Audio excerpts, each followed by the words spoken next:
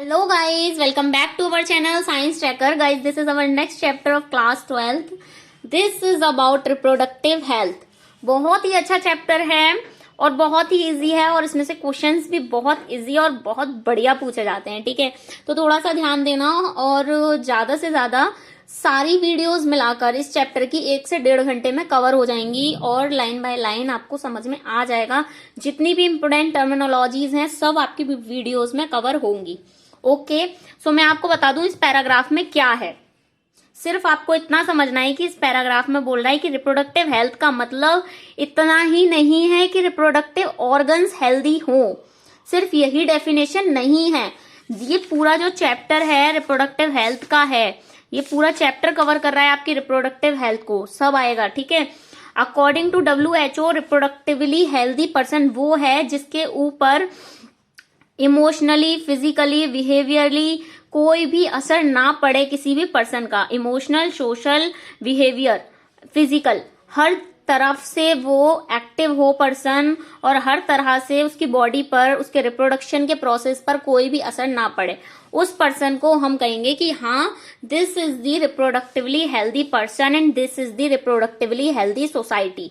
ठीक है, so next जो हेडिंग है आपकी, उस हेडिंग में बोल रहा है reproductive health problem and strategies क्या थी रिप्रोडक्टिव हेल्थ में। तो क्या था, इसने बोला है नेक्स्ट पैराग्राफ में कि हमारी इंडिया में सबसे पहले, वर्ल्ड में सबसे पहले हमारे इंडिया में रिप्रोडक्टिवली हेल्थ को अटेन करने के लिए कुछ नियम बनाए गए जो कि 1951 में लागू हुआ। उसे क्या कहा गया? फैमिली प्लानिंग कहा गया। और ये जो है पिछले दशकों से चलता आ रहा है, पिछले डिकेड्स मतलब दशकों से चलता हुआ आ रहा है।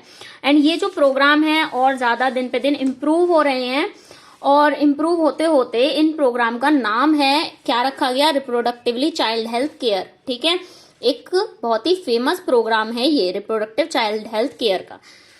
ठीक है, अब इस रिप्रोडक्टिव चाइल्ड हेल्थ केयर में क्या है, कैसे अवेयरनेस क्रिएट करते हैं और क्या बताते हैं इस रिप्रोडक्टिव चाइल्ड हेल्थ केयर में, इन सब के बारे में मैं आपको इस वीडियो में बताने वाली हूँ, जो कि बहुत ज्यादा इंटरेस्टिंग है और बहुत इजी है। सबसे अच्छी बात, इजी बहुत है ये। ठीक है, सो आप इस पूरे पैराग्राफ को देखेंगे तो इस पूरे पैराग्राफ में सिर्फ इसने RCH की डेफिनेशन बताई है रिप्रोडक्टिव चाइल्ड हेल्थ केयर की। ठीक है, तो उसकी डेफिनेशन ये रही, बहुत इजीली लिखी हुई है कि ये अवेयरनेस क्रिएट करता है किसके बीच में? लोगों के बीच में।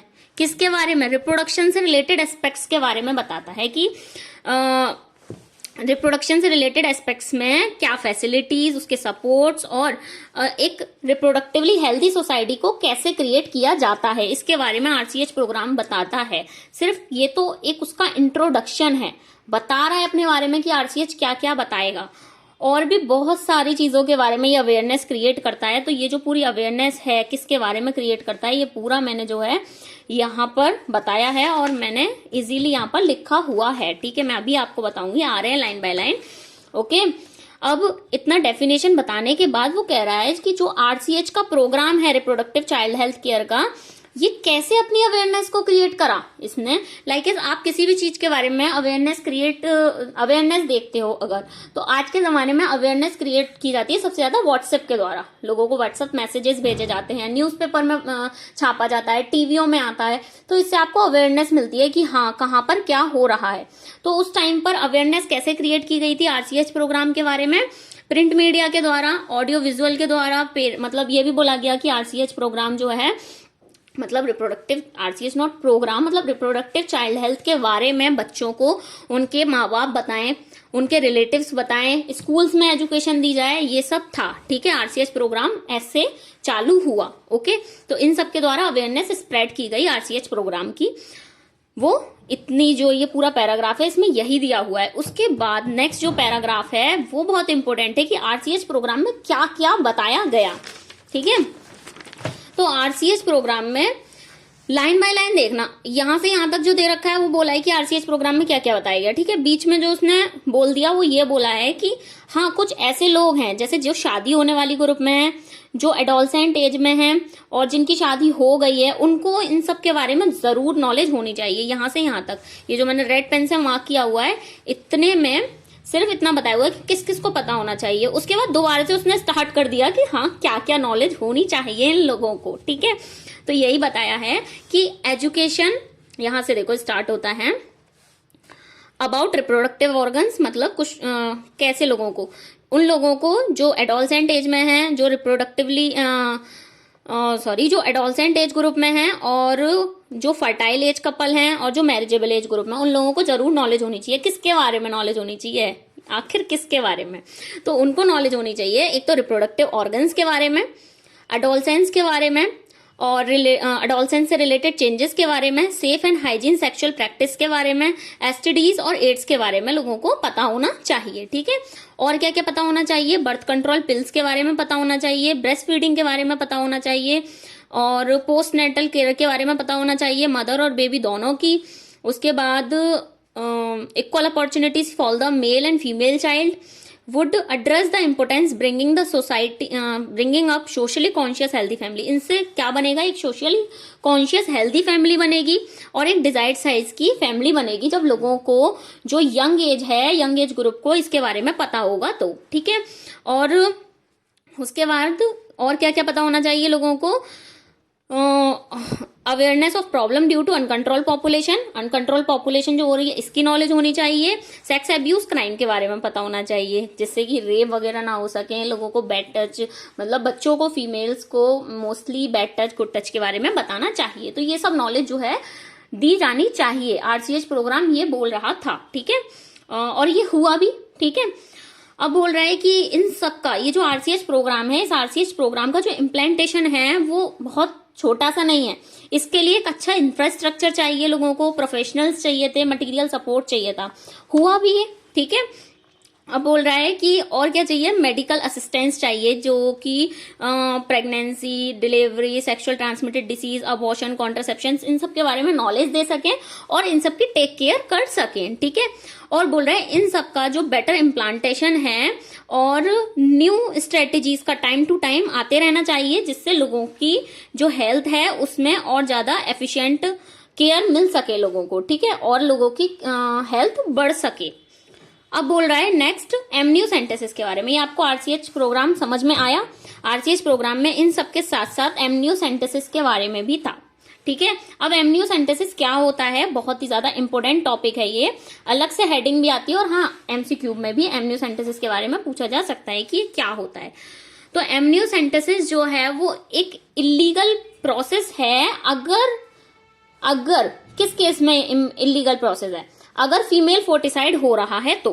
लेकिन हाँ, एमनियोसेंटेसिस का एक लीगल प्रोसेस भी है कि ये जो है जेनेटिक डिसीज, जो मदर की वॉम में बेबी पल रहा है उसके अंदर कोई जेनेटिकली बीमारी तो नहीं है, उसको देखने के लिए भी किया जाता है। ठीक है, तो उस केस में ये लीगल है। ठीक है, अगर ये जो है सेक्स डिटर्मिनेशन के लिए किया जा रहा है तो ये इलीगल प्रोसेस है। ठीक है, एंड फीमेल फोर्टिसाइड के लिए, ठीक है, are some programmes that merit mention in this connections. Amniocentesis some of the, और प्रोसेस क्या है यहां से देखो, एमनियोसेंटेसिस में पूरा बताया है कि ये क्या है।